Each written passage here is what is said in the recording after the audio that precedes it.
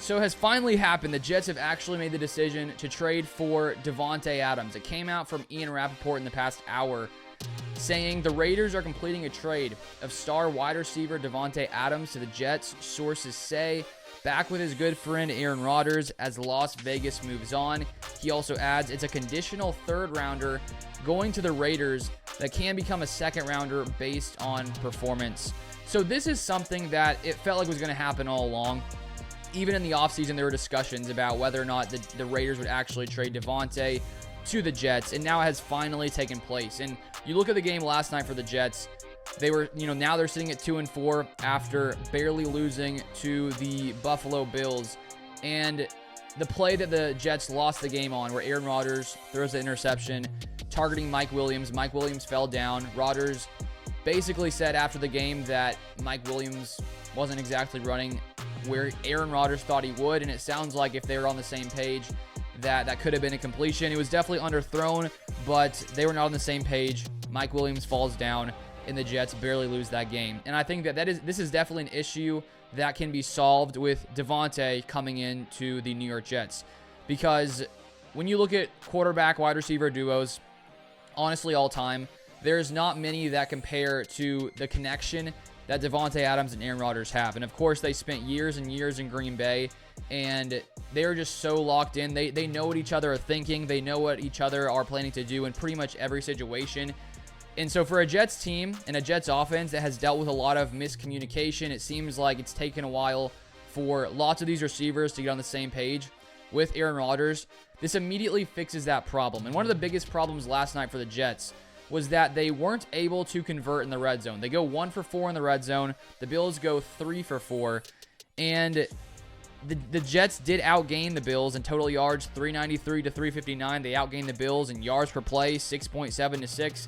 Outgained them in yards per rush, 5.8 to 4.5.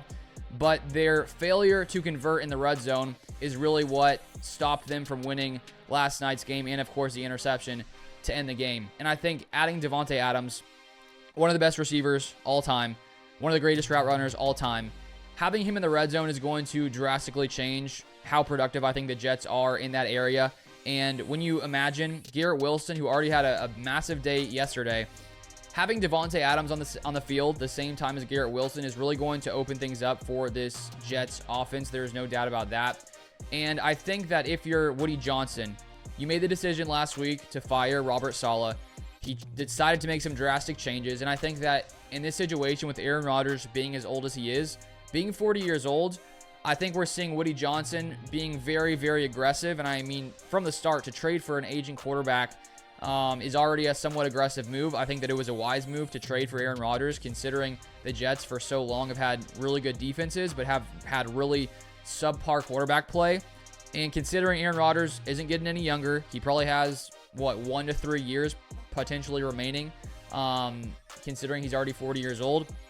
And so when you look at the Jets, the fact they're 2-4, they need a little bit more juice here to allow them to actually compete. Is it too late for them to, get going and to sort of get back into a place where they can make the playoffs? I honestly don't think so. It would be different if it was, if they're like sitting here at 4-6 or 3-6, but at 2-4, I still think there's a chance that they can make a turnaround. And when you look at that game last night, it's not like they were really, destroyed by the Bills. It was a very evenly matched game. There are a couple missed field goals where the Jets could have possibly won that game. They missed a 32-yarder with 59 seconds left in the third quarter. Would have put them up 23-20. Missed another with 9 minutes left in the fourth quarter. Would have put them up 23-20 again.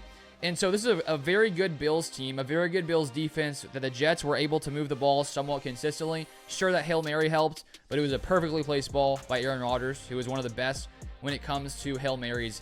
And it really did feel like all along this was something that was just going to happen eventually for the Jets. Now, if the Jets had been sitting at 5-1 and they were rolling and their offense had no problems, then maybe you don't make the trade, because this is a big investment. It also came out on Twitter, I believe it was Adam Schefter, but they shared that the Jets will be taking on all of Davante Adams' salary. The Raiders are not paying off any of it, and of course it's a conditional third that could become a second-round pick. And I love this move for the Jets. I think you need to just go all in. You just got to go for it when you have one of the greatest quarterbacks of all time. Get his favorite weapon, the guy that they know they're going to be on the same page.